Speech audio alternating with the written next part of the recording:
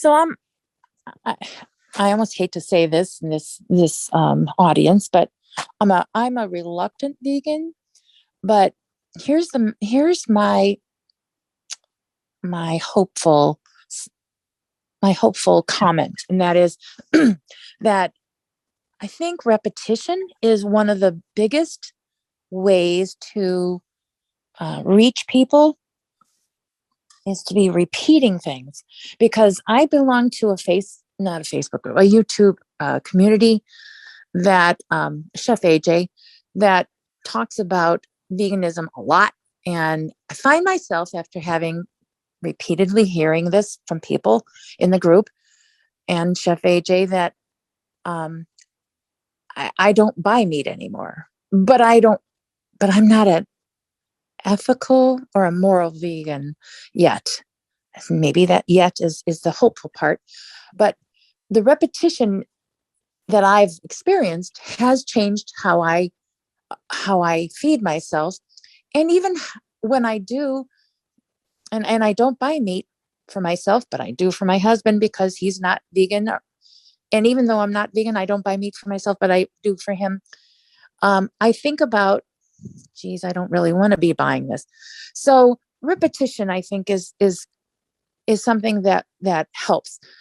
But the other thing, if I represent, if the vegan community represents 1% of America, and I don't know if it's even close to 1%, and I'm in the other 99%, I, along with all the other 99% people who are not vegan, I never heard this message about cows and methane gas and the environment. All I thought about with regard to climate warming, climate change, is the pollution from industries and from cars and that kind of stuff. So that message needs to come out somehow. And I don't think I've even heard it enough to be able to explain it to anyone. Mm. That's all I wanted to say. Okay. Well, first of all, thank you for being brave and, speaking up. And even though you're not vegan, that we want you here. You're exactly who we want here. So thank you for being here. That's all right. It's great. And it's great that you're exploring, this sometimes takes time, years to get there, and that's fine. So thank you so much. And so, yeah, to your point about the environmental connection with animal agriculture, it's true. It's so frustrating to me because, I've been kind of shouting it, to the no one, to the ether for 30 years about that connection. In fact, interestingly, I was going through some old activism, paper activism before the internet that I used to do. And I used to have a newsletter. It was dated 2004. And the main article, the big, headline article that I had written was animal agriculture's contribution to global warming, right? And it's like, creak, creak, everybody's like, what's global warming? Who cares? So it's taken a long time for us to finally get to the point where we are being heard a bit. I do see it more and more just in the last 5 years in mainstream environmental discourse a bit more. I even see it now in Time Magazine, National Geographic, where you would have never heard anything about it before. I just saw something in National Geographic. It was just one of those short page, little things they insert, and it said, we know that going vegan or vegetarian is good for climate change, but here's some other ideas in the kitchen. And I was like, wow, we know that? Really? That's great. Okay. I mean, they said it everybody knows that now. I'm like, wow, amazing. So it is getting out there more and more, which is fantastic. But yes, it needs to be much, much more. And we're trying. There are those connections being made. There's Greta Thunberg now that is vegan, and speaking out about it more. The younger generation are making those connections between all systematic oppressions. And so veganism is kind of intertwining with lots of other issues, which is great. So. Thank you so much for that, Hope. And I'm going to take a quick moment. I want to clarify something that Kathy said. And just an interesting note, I don't know if you find this with other people. So Kathy said she actually is vegan, but that she's a reluctant vegan, which is to say that I think, she's still working at it, and she's not all the way there in terms of the humanity of it, right? And so, or the humaneness of it, if that's the right word. And I just want to say, for me, a while ago, I finally decided to start eating plant-based, and I was always the sad diet. I was meat and potatoes forever. I started working here at the Real Truth of Health. It was 50 pounds ago, and all I did was eat meat and horrible, sad diet type stuff. And that said, I eventually made the decision for my health to become plant-based. And I've been working on that now for a while, and I am basically plant-based. My point is when I was a meat eater all my life, I always knew in the back of my head, gosh, this is horrible for the animals. However, I was pretending not to know, because I didn't look at my hamburger as a cow. I just looked at it as a hamburger. I didn't think of bacon as a pig. I just thought, oh my gosh, bacon and eggs, this is wonderful. I pretended not to know what was going on there. Now that I have become plant-based, and now that I'm there and I don't eat meat anymore, it's easier for me to go, now I'm actually disgusted by the thought of eating meat, not because of my health, but because of the poor animals and what they're going through. And so I've allowed myself to think that way now that I've finally gotten to the other side, so to speak. And I wonder if that strikes a chord with anybody else, or with Kathy, or anybody else you've spoken with, if you might comment on that. And if you don't have a comment, that's okay. I just wanted to share that because it's. I didn't know you wanted Kathy to respond. No, yeah. Yeah. I mean, I think you're right. It's oftentimes people come in because they need to improve their health, or have some kind of health problem or crisis, or just wanting to improve their health.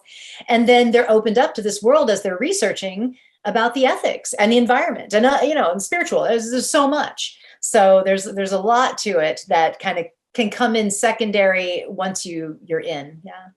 Yeah. Thank you. And we have a couple of more follow-up questions. In comes Kaylee. Welcome, Kaylee. Oh, Ben, thank you so much. Hope, please, can you tell us something about the inner lives, or something about the lives of lobsters? Because so many people have no problem boiling them alive. And that always turns me right back to World War II, and that they've done that to people. And how come we do this now? Can you get us people to empathize more with lobsters?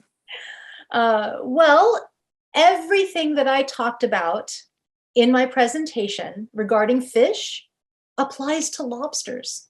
It absolutely applies to lobsters. They're included in that Cambridge Declaration on Consciousness, that they are conscious, they are sensing pain, they have emotion.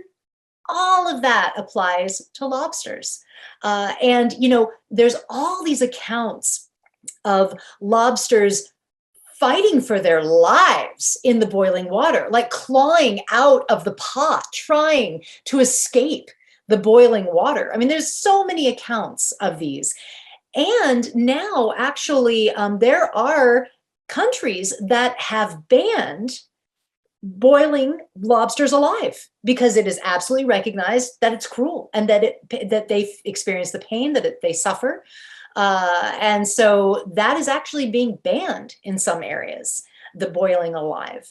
So so lobsters, they are sensitive, wonderful individuals, just like fish, all the fishes, and we should accord them the same considerations that we do for our dogs and cats. We would never consider doing something as horrible to our dog, never.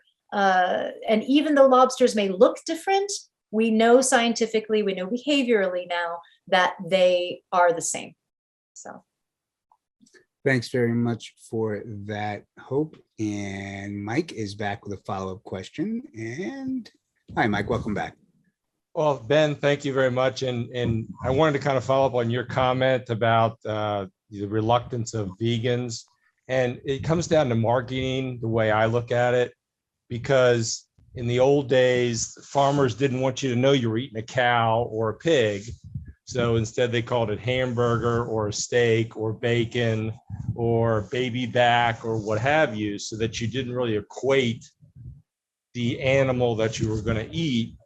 And take that a step further, if you look at your supermarket, if they didn't make the red meat that you see in the supermarket look extremely appetizing and yummy, if we saw a piece of dead flesh, which is what it is, that's probably 1,000 miles from where it was a week ago, it would not be appetizing to us to buy. So they have to treat it and color it and do different things to market it to the consumers, so that the consumers will continue to purchase it because it looks yummy.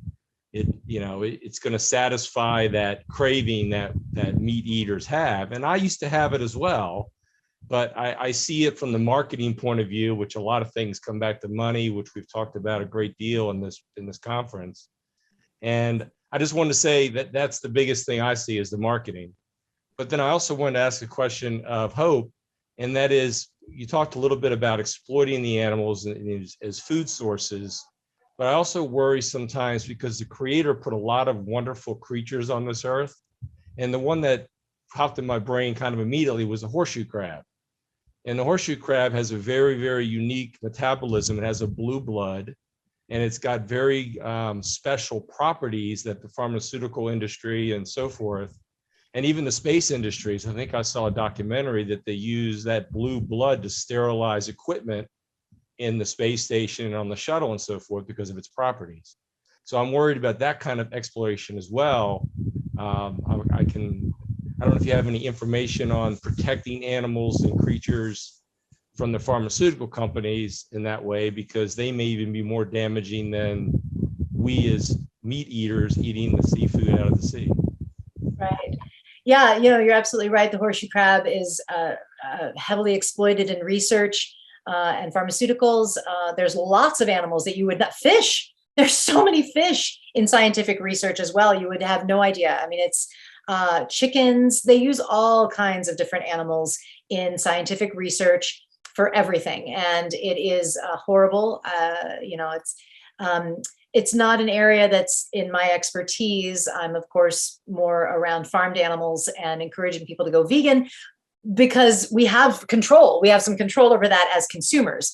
This, we don't have as much control of consumers. This is more of a systematic thing that someone needs to go in and really change these systems.